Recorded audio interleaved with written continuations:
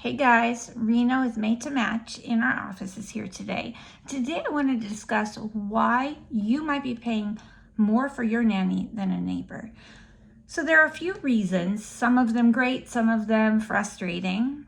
The first reason is very simple. They might have negotiated a better deal with someone when they started with her. So it happens, someone in your company with your exact same job might be getting a better salary, a better benefits package. So they negotiated a little better. Trick, when you're working with an agent, yes, you often have to pay a fee up front. But if that agent does help you negotiate a more reasonable benefits package or salary, that saves you money over time.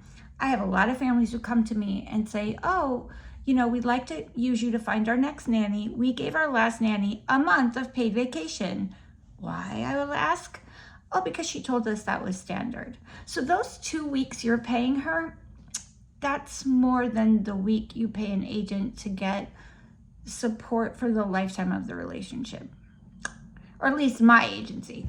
So you don't have to save that much money by working with an agent in order to save money. So it's reasonable to want to get that support. The next reason that you might be paying more than a neighbor is because the neighbors had her in their house for longer. They're not out in the current market. So think of it this way. Somebody's working in a job and they've been there 5-6 years. Somebody else who started with them at the same time at that company has already every 2 years moved to 2 different companies. They are 1 year into their third company from the point at which, third company from the point at which they both started. So they are, every time they go back into the market, renegotiating the salary for the current market rates for that job, which based on supply and demand, based on inflation, could be more. And they might be able to leverage their experience in that previous time in a very strategic way to get more money, more salary by having value addeds that they proved they could add in their last job. So unfortunately for us in the corporate world, loyalty is not always valued, but good for you who have the same housekeeper in your home for 5, 6, 7 years. You are not flowing with the stormy seas of the general marketplace. You are in the quiet shallows, just gliding along with her. And every 16, 18 months, when she gets up the chutzpah to ask for a raise and comes to you, okay, you give her a small raise, $1 per hour, whatever it is, $20 a week. So you're not having to be subject to the marketplace, which especially since COVID has increased by 35%. It's crazy. The rates during COVID skyrocketed in some markets.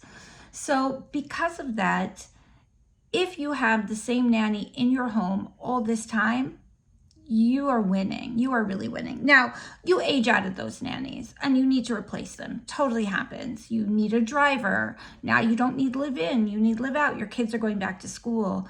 At that point, you have sticker shock. I have a lot of parents who call me and they trust me. They know me. My business is 100% word of mouth.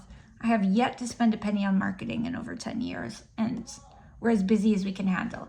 So you may then just want to faint. You may see that the rates are insane compared to what you are paying, even considering, you might think well, the rate I started her at 5 years ago, of course, is going to be higher, but you're thinking in terms of the increments that you increased her by, not the increments of the marketplace. Well, if I increased her by $1 every year and a half, then I should be paying this. People come to me all the time and be like, well, I should be paying this. And I go, great. Go tell the marketplace that. You'll make a lot of other parents very happy. But the marketplace doesn't care, boo-boo. It just is what it is. It's capitalism. I have so many people who say, can't you find me this kind of lady for this? And I say, yeah, if I could, I'd make $1 million and make a lot of people very happy. And I am very powerful in my own home. Everyone would starve without me. I find everything that's lost. I mean, I'm very valuable in my own home. But I don't control capitalism. I wish I did. Then, farmland would be for free and I'd have all the goats and chickens and sheep and cows that I want to have. And I'd be living on my 100 acres and I'd buy some for my family. But, the marketplace is what the marketplace is. I don't control it. I'm just not that powerful, guys. So I have to work within it. So when you see a neighbor paying $16 an hour, please don't come to your agent and say, well, but my neighbor pays 16. Oh, I want to scream, and I have to calm myself down every time someone says that to me, because I'm like, first of all, are you trying to say, like, do you expect me to go like, oh, okay, then I can find someone for that? Of course, your neighbor pays that. I mean, your neighbor also might have a husband who remembers to bring her flowers on her birthday, but it doesn't help to tell your husband, well, she does this. You don't know what someone else has going on in their home. Or he does this. The husband brings flowers. Fine. You don't know what someone else has going on in their home. Just like you can't start comparing husbands. Oh, well, that's point 3. The mention of when people call me and say, well, my friend pays this. I know someone who pays this. That gets me combobulated. Anyway, point is, number 3 is, why do you pay more than your neighbor? You don't know what your neighbor's package is with their lady. You might be comparing apples to oranges, so you really have to be careful here.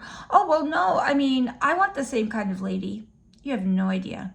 You have no idea if they give her rides home, if they give her free food, if they give her all their old pots and pans, all their kids' clothes, tons of extra generous things that for her are a very tangible value, that she doesn't have to go out and get those things. Or they give her tons of vacation time. They let her go early. Hey, it's 2 p.m. I don't need you the rest of the day. Just go. And she's calculating all of that in terms of value. Trust me, the calculation of like the dollars and cents here is epic. Just like an employee, just like you were in a job once, you were thinking, well, if I work 15 more minutes, that means I get, like, you're like counting your paycheck, right? Like what that should be. They're doing the same thing. So you don't know what other generosity they're paying their lady. You also don't know what, so they're paying her 16, but they're giving her all these extra benefits. So someone starting out with you is going to want 18. They don't know you, like, you don't have that kind of relationship yet. Also, you really don't know, does she only work as hard as she thinks she needs to for that money? Is she stealing behind their back and they don't know? Guys, a lot of you are being stolen from and you don't know, because when does theft happen? It happens when people are passive aggressive and feel they're not being paid well. And by the way, you want to know the largest demographic of theft in America today? Corporate officers, corporate America, and mid-level management. Theft, highest level of theft. It's not the girl behind the cash register at Dunkin' Donuts, and it's not your cleaning lady. Those aren't the people who steal the most in jobs in America. But the cleaning ladies who steal are the ones who feel they're not being valued and paid, and they're not in the marketplace, and passive aggressively, they either quiet quit or they steal. So if you want that kind of juju around you, great, but I don't want that for my clients. I want things to be fair and long lasting. They can't be both.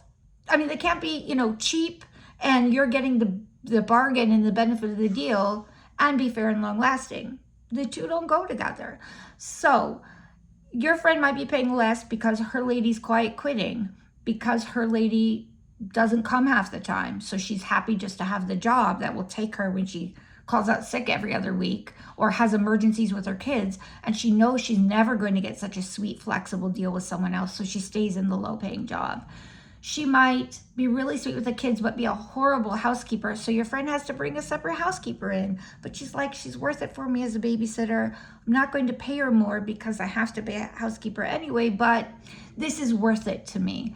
You don't know any of that. It's just like, let's say your birthday's coming up and a friend says, oh, my husband always gets me flowers on my birthday. And you're thinking, my husband doesn't do that.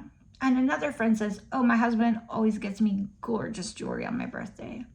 And you're thinking, my husband doesn't do that. And another friend says, oh, last year, just like every year, my husband took me away on a 2-week trip for my birthday. And you're like, what?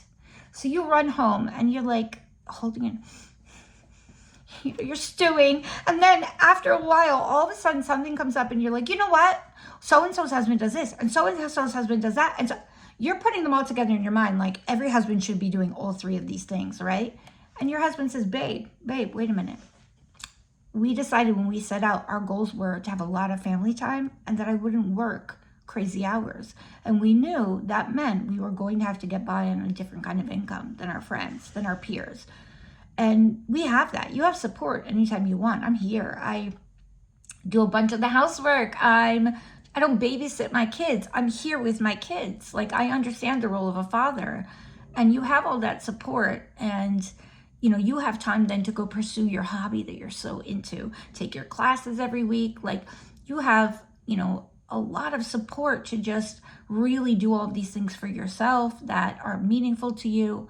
But that means that I'm getting you like a $50 gift for your birthday or a $100 gift. I'm not taking you on a cruise and buying you this and that.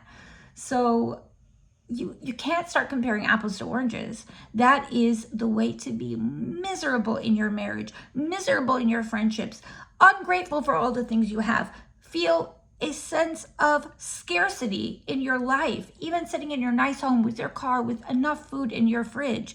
You want to sense scarcity? You want to start thinking, oh, I don't have enough. My life's terrible compared to other people. Oh, I wish I had. Start looking at other people. Start looking at what they have. Start comparing.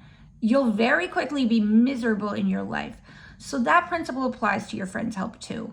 One friend who pays $16 an hour ain't the market rate, boo-boo. It doesn't work like that. You cannot come to someone and say, or to your appliance man, or to your mechanic, oh, well, I know someone whose mechanic only charges this. Have you ever said that to a service person? You see them go, oh, they're cursing you out in their mind. Let me tell you, they're cursing you out. They're just like, ooh, be patient, be calm. We all say that. I've done that before too. Oh, well, I know someone who just pays this, but it's not a nice thing to do because the market rate is the market rate. If you don't like the price, go somewhere else. But don't call someone, you know, this isn't coupon matching. Don't call someone up and say, oh, but so-and-so pays this. Can't you do? If I could do it, I would. And I understand not every agency is reputable like us, stands by their word, fights to get you the best, fairest, long-term fitting rate that you're going to be happy with. The proof is in the pudding. My clients are happy for years with the same lady. Thank God. Thank God. The texts I get every day are amazing. But that doesn't come from somebody saying to me, well, somebody else pays this to me, going, okay, I'll get you that. I know, I have the experience to know what you can get in the market in terms of quality, in terms of a good relationship, in terms of something that is fair and will not lead you to heartbreak. So I got myself all riled up. Oh, I knew this video might do it to me. Anyway, thanks so much for watching. Send in any questions. I love it when your questions come in. I know I'm not producing content as much lately. You might want to check out my videos on all my farm adventures and my cheese making. I'm an artisan cheesemaker on the side.